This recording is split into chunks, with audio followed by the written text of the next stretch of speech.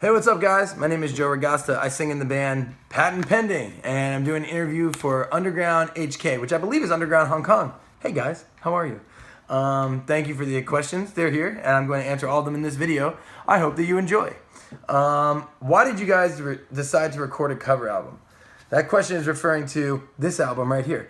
It's Patent Pending Presents Other People's Greatest Hits. This is an album full of hit songs by other artists and bands. And why did we do that? I don't know. We're a weird band, man. We like to have fun, and when we were kids, we didn't know how to play our own songs, so we always covered other people's songs. It's something that we just continued to do as we obviously started releasing our own records. But we grew up listening to bands like New Found Glory and Bowling for Soup and Green Day and Less Than Jake and all these awesome bands that have always done pop punk covers of famous songs. It's like a tradition in our genre, obviously, and it's something that we just love doing, and we weren't able to do a full album this year of original music, so this is the first time we've ever decided to do a cover album. It was so much fun. Really exciting stuff. I had a great time doing it, and it was cool to kind of take some of our favorite songs, and personally some of my definite favorite songs, and see how we could make them rock like Patent Pending. It was cool. Your cover songs will inevitably be compared to the original versions. So how did you guys manage to put your own spin on it while staying true to the original lyrics and melodies? That is an excellent question and a very difficult thing to do. Yeah, we know every time we do anything, it's compared to somebody. So especially if we're doing a song by the Spice Girls, it's going to be compared to the Spice Girls for sure. There's no way to escape it. So what we did was we wanted to make sure it sounded like a Patent Pending song. So if you took all the vocals and all the lyrics out of the song and you just listened to the instrumental, we wanted to make sure it sounded like it could be a Patent Pending song. I guess we achieved that with, live drums and tons of guitars and lots of distortion, and we beefed up the drums to make them heavier and faster in most cases. And yeah, that's kind of how we did that. And then for the vocals, I just sang them in my voice rather than trying to sound like Rick Astley. Unfortunately, I sounded like myself. Amazing if I could sound like Rick Astley.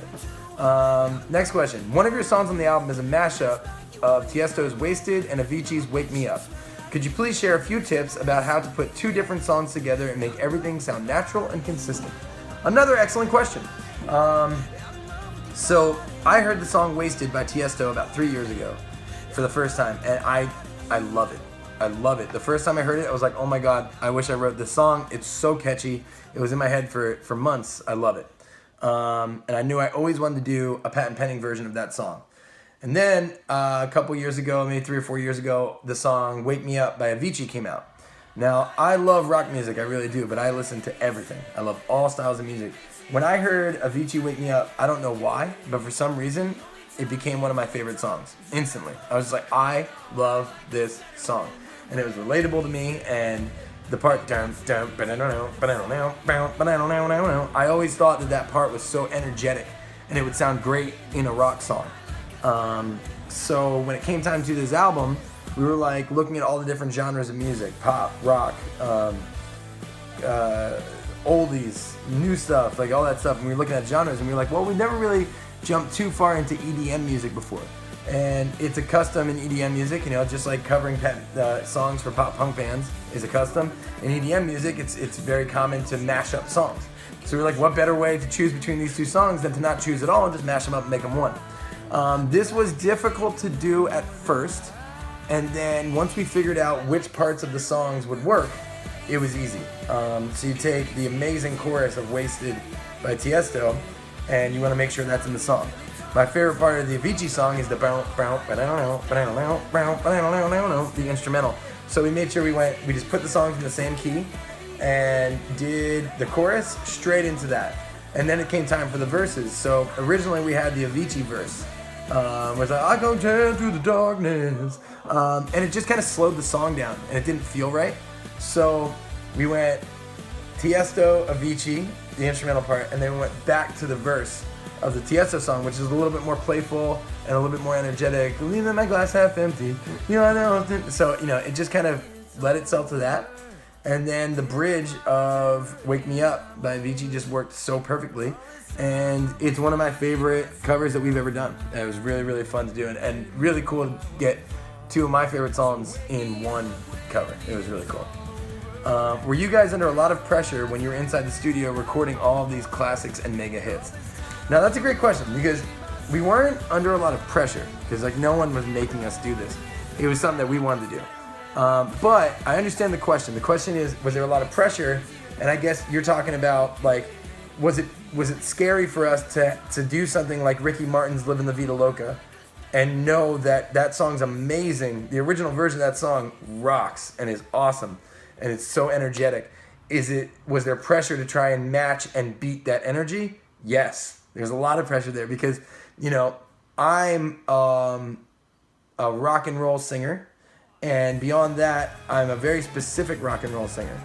Now, when I try and sing like Ricky Martin, or I try to sing like the Spice Girls or Little Mix, it doesn't sound like them, So there was pressure on me, definitely, to try and make the lyrics, to try and get the lyrics delivered in a way that people were familiar with, while still staying true to my own voice, and not just sounding like an idiot trying to sing way out of my ability. So I guess in that way there was pressure, but it was a lot of fun. So the pressure was kind of counteracted by the fun. Next question. Elements of comedy play an important role in your music as well as your music videos and album artwork. Who is the funniest and who is the most serious of the bunch? This is a very weird question, and I'll tell you why. We're a weird band. Because I could say I'm the funniest. I could also say I'm the most serious. I could also say Mark is the funniest and the most serious. Rob is the funniest and the most serious. Anthony, he's not the funniest. But he could be the most serious. And Corey also could definitely be the funniest or the most serious. And so that's a difficult question. But I have to give an answer. I'll say Mark can get the most serious when he has to. So if there's a situation that, isn't all fun and games, Mark will get the most serious. Maybe me too, though. I'd say it's a tie, funniest and most serious, me and Mark. Done. Take that, all the other guys in the band. What's the secret weapon of patent pending success over the past decade or so? The secret weapon of patent pending success, so let's look at the word success there. We have not sold millions and millions of records. I'd like to. I think that would be the best. But we have achieved something. We've gotten our music out in so many different countries. We've gotten to see the world, and we get to go on tour, and we make a living making music. So to me, that's a tremendous success. Before we made any money and before we got to see the world, I thought the band was a success because on a local level, we are making people happy. And especially in this day and age, when the world is on brink of nuclear war because of our president, who sucks, by the way, it's important that people have fun, and it's important that people are happy. And we do a lot of work with anti-depression and anti-suicide. So I know that that's important work, and I consider every time that we see that pay off for a fan, where they attribute their ability to seek help and better themselves to a signal they receive from our band. Like that to me is the greatest success of all. I'm not trying to sound cheesy, like truly, if I was in this for the money, I'd be doing something else. So yeah, I think that's a success, and the secret to that success, it starts with our band and our members. I think it's very important for people to like each other. If the band does not like each other, the band will not work at all. We've been in this band since we were little kids, and we really like each other. So I think that's the secret weapon to the band.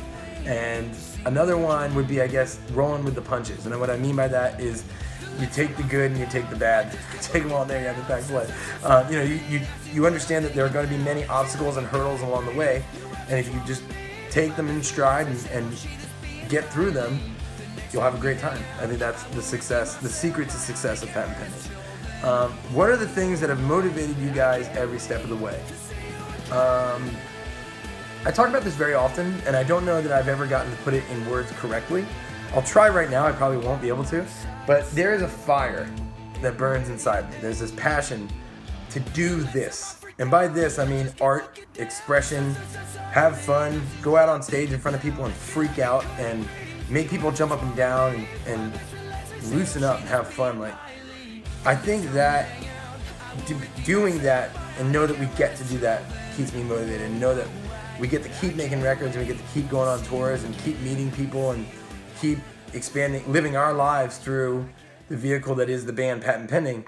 I think that's motivation, you know. And then, like today I saw on Instagram, a friend of ours, a fan of the band, got lyrics that I wrote, handwritten by me, tattooed on them forever. And they say this song has helped them get through some really hard times. If that is not motivation enough, I don't know what will be. To know that this person not only took something that I created as an artistic outlet for myself, but then internalized it, used it to better themselves, and then got it permanently tattooed on their body as a reminder. I'm very lucky to say this happens very often in our band, in our community here, in the second family that we built. And that, to me, is the greatest motivation. You're motivated by other things like supporting your family and stuff like that. Artistically, motivated by the people who connect with the band and being able to have an artistic outlet. Success-wise, which, you know, if you're doing that other thing, who cares? You know, I am motivated though to provide for my family, and I don't want to get a normal job. So if I don't want to work in an office, I have to be motivated to make records to support my family. So yeah, I think all of us have different means of motivation for this band. Those are my personal ones. Any plans to visit Hong Kong or other cities in China later this year? Yes, please. Please help us come to Hong Kong. If you or anybody you know is in charge of bringing bands to Hong Kong or anywhere in China, please bring us. We want to go to there. We require very little. So yeah, please, if you have a way, if you book bands or you book tours or you run venues or you have magazine connections and blah blah blah blah, radio stuff, bring us to your country. We would love to do that. Next question: if there's one thing from China that you can take home to your friends and family, what would it be and why? I'm gonna come back to the earlier question. Please bring us to China, because the thing that I want to bring home is memories of going to China and playing shows for you. That being said, every time we go to a city, a different country, a different place, we like to take home pieces of that culture and see how it compares to American culture. And there are things that I do now in America that I never did before I went to England or Germany or Australia or any of these places that we've been, that I learned in those countries. So I would like to take home sensible traditions from China that I learned while I'm there, to hear and share them with my family. I think that'd be great. So again, bring us to China. Please, Underground Hong Kong, bring us to China. Anyway, I'm Joe from Patent Pending. Thank you for watching this interview. Check out our new album, Patent Pending Presents Other People's Greatest Hits, out worldwide on May 26, 2017 via Rude Records. Love you guys. Have a good day.